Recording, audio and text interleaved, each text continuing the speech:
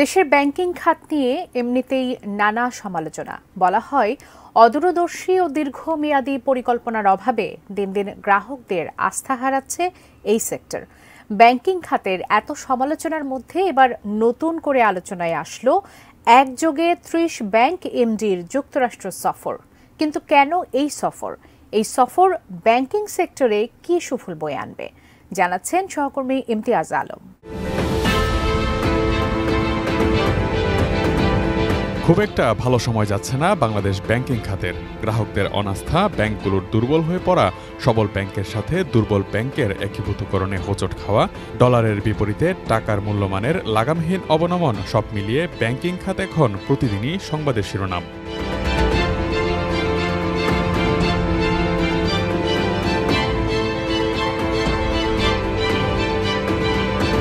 এরই মধ্যে ভারতীয় সংবাদ মাধ্যমে খবর এসেছিল ভারতীয় হ্যাকাররা চুরি করে নিয়েছে বাংলাদেশ ব্যাংকের বিপুল পরিমাণ রিজার্ভ। যদিও বাংলাদেশ ব্যাংক বিবৃতির মাধ্যমে খবরটিকে ভুয়া বলে নাকচ করে দিয়েছে। এবার বাংলাদেশের সরকারি বেসরকারি খাতের ৩০টি ব্যাংকের ব্যবস্থাপনা পরিচালক বা এমডি একযোগে যুক্তরাষ্ট্রে যাচ্ছেন, জানিয়ে নানা ধরনের আলোচনা হচ্ছে দেশটির গণমাধ্যম ও সামাজিক যোগাযোগ মাধ্যমে। ব্যাংকের টাকা ব্যয় করে এত এমডির একযোগে বিদেশ সফরে যাওয়ার কেউ কেউ সমালোচনা করলেও শীর্ষস্থানীয় একটি ব্যাংকের এমডি গণমাধ্যমকে জানিয়েছেন তারা যুক্তরাষ্ট্রের ডিপার্টমেন্ট অব জাস্টিস বা বিচার বিভাগের আমন্ত্রণেই যুক্তরাষ্ট্রে যাচ্ছেন। ওই কর্মসূচির শেষে 4টি ব্যাংকের এমডি অফশোর ব্যাংকিং এর আওতায় প্রবাসীরা যাতে দেশের ব্যাংকে ডলার জমা করেন তা নিয়ে প্রচারণামূলক অনুষ্ঠানে যোগ দিবেন।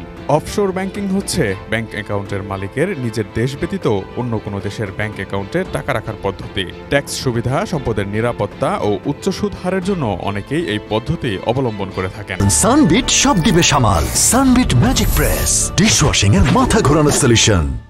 অর্থনীতিবিদদের কেউ কেউ ব্যাংক কর্মকর্তাদের একযোগে বিদেশ সফরের সমালোচনা করলেও অন্যরা বাণিজ্যের দিক দিয়ে কিছু সুফল আনতে পারে বলেও মনে করছেন। যদিও ব্যাংকের কর্মকর্তারা বলছেন এটি বিনোদনমূলক কোনো সফর নয়, বরং ব্যবসা বাণিজ্যের স্বার্থেই তারা এই সফরে যাচ্ছেন।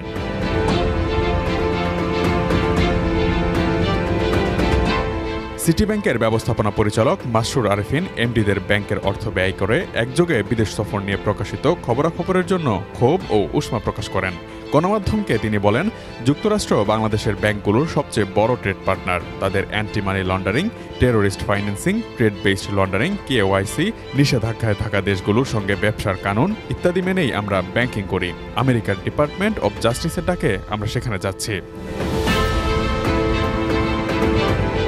ডিপার্টমেন্ট অব জাস্টিসের সঙ্গে এমডিদের আলোচনা শেষে 4টি ব্যাংকের এমডি নিউ ইয়র্কে প্রবাসী বাংলাদেশি ও বিদেশিদের অংশগ্রহণে এক অনুষ্ঠানে যোগ দেবেন। ব্যাংকগুলো যার নাম দিয়েছে আউটরিচ প্রোগ্রাম। নিউ ইয়র্কের ওই অনুষ্ঠানে কেন্দ্রীয় ব্যাংকের একজন ডেপুটি গভর্নরও যোগ দেবেন। এমডিদের কয়েকজন এরই মধ্যে যুক্তরাষ্ট্রের উদ্দেশ্যে ঢাকা ছেড়েছেন, বাকিরা আজকালের মধ্যে রওনা দেবেন বলে জানা গেছে।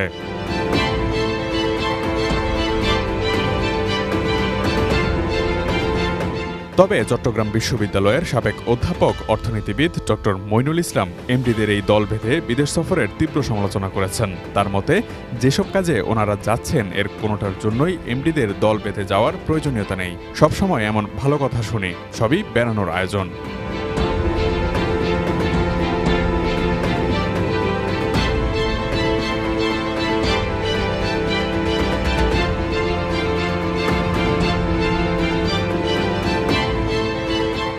Imtiaz Alam, desk report, ATN news.